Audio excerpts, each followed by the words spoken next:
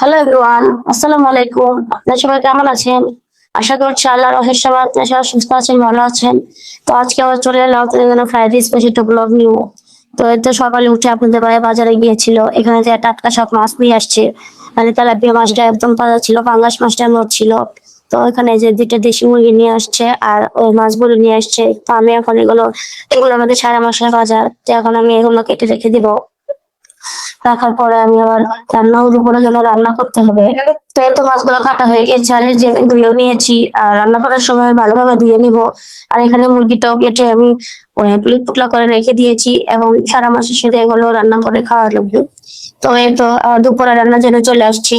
দুপুরে আজকে আমি সেদিন গরু গোস্ত আনছিলাম, আপনাদের দেখিয়েছিলাম, তো সেটাই আজকে রান্না করবো। আর সাথে যে ডাল আর শোল মাছ ভুনা করবো।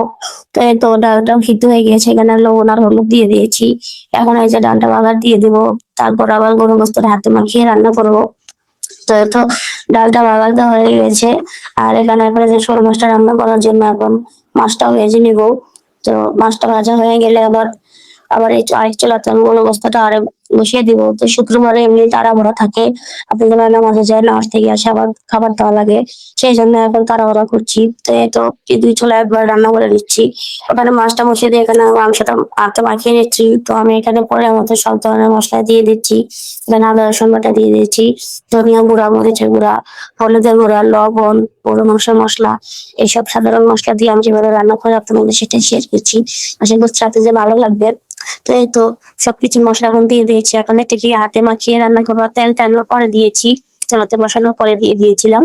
তো এই যে এখন হাতে মাখিয়ে আমি এখন মাংসটা রান্না করছি। আর শোল মাছটা ভুনা করার জন্য তো মাছটা ভেজে নিচ্ছিলাম। একটু মশলাটা আমি কষিয়ে নেবো। এই তো দেখুন হাতে আমি সুন্দর করে মশলাটা ভালো করে মাংসের গায়ে মিশিয়ে যাচ্ছি। তো একদম মাখানো হয়ে গেছে, এখন আমি একটু পানি দিয়ে পরের মতো পানি দিয়ে কষানো তো বসিয়ে দেবো হালকা আছে। তো জানি তো মাছটা ভুনা করার জন্য এখানে পরিমাণ মতো সবকিছু দিয়ে দিয়েছি, আদা রসুন টমেটো যা যা লাগে সবকিছু পরিমাণ মতো দিয়ে দিয়েছি। আর আমি মাছটা টমেটো দিয়ে ভুনা করছি, পেঁয়াজ আর টমেটো দিয়ে। তো এই তো এখন মাছটা মশলাটা ভাজা হয়ে গেছে, এবার এই একটু কষানোর জন্য একটু পানি দিয়ে দিব। তারপরে মশলাটা কষিয়ে মাছটা ভুনা করে নিব। তো আপনাদের আমার গুলো কেমন লাগে অবশ্যই কমেন্ট করে বলতে পারেন। আর আপনি এটা থেকে ওটা দিচ্ছেন অবশ্যই কমেন্টে জানাবেন। এই তো মশলাটা এখন কষানো হয়ে গেছে, আমি মশলাটা এখন মাজা মাজা করে নিয়েছি। এখন এখানে মাছটা দিয়ে দিব, মাছটা দিয়ে ওর মতো পানি দিয়ে রেখে দিব। তারপর রান্না হয়ে যায় না নামিয়ে দিব। তো আমি আপনাদের মাঝে আমার রান্নাগুলো শেয়ার করি, আপনারা কেমন লাগে অবশ্যই কমেন্ট করে বলবেন। এই তো মাছগুলো একদম ফটাফট ভেজে নিয়েছিলাম। তো ওখানে যেখানে দিয়ে এখন এখানেও করে মতন পানি দিয়ে মাছটা আমি রান্না করে নিব।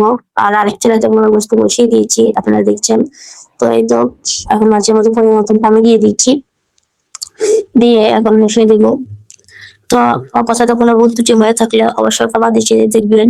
আর আপনারা কি ধরনের ভিডিও চান সেটাও বলে যাবেন। আর আমার সাধারণ রান্না বান্নার ভিডিও আমাদের মাঝে শেয়ার করি, আসলে আপনাদের ভালো লাগবে। তো এইখানে তো বড় বস্তাটা আমি যে কষার মধ্যে দিয়ে দিয়েছিলাম।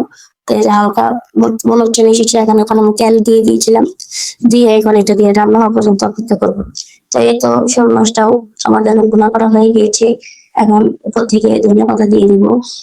সপ্তাহে তো মাছটা গুঁড়ো করা হয়ে গিয়েছে, আর এই তো উপর থেকে আবার ধনিয়া পাতা দিয়ে দিচ্ছি, দিয়ে এখন এটা রেখে দেবো। আর এই তো বড় মশলাটাও রান্না হয়ে গিয়েছে। তো আপনার সবাই শেষে ভালো থাকবেন, দেখা হবে কোনো পরবর্তী ভিডিওতে, আমাদের জন্য দোয়া করবেন। আল্লাহ হাফেজ।